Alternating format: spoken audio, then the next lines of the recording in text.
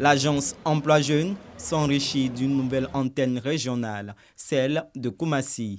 L'infrastructure destinée au traitement des questions relatives à l'insertion professionnelle et au financement des projets jeunes est inaugurée par le ministre Touré Mamadou et le maire de Koumassi, Cissé Bakongo.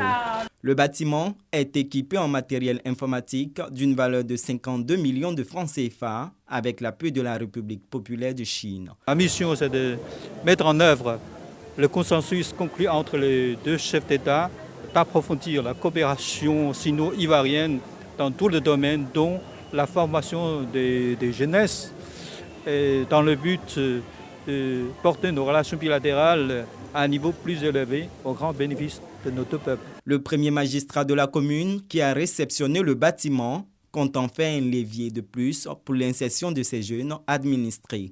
Lorsqu'on a son sésame, le fameux diplôme, il faut chercher un emploi.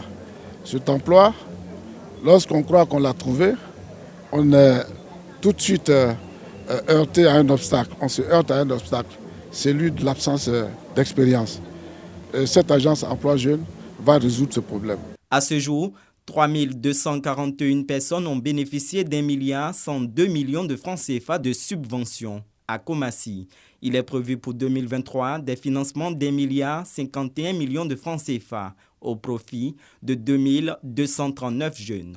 Des artisans et commerçants reçoivent des subventions. C'est le déploiement de tout le dispositif de l'agence Emploi Jeunes. Koumassi est une ville importante avec une zone industrielle qui offre beaucoup d'opportunités en termes d'insertion pour les populations générales, mais pour les jeunes de Koumassi en particulier. Nous voulons accompagner cette politique locale. Au total, 14 agences régionales Emploi Jeunes seront ouvertes sur l'ensemble du territoire national, auxquelles il faut ajouter une soixantaine de guichets.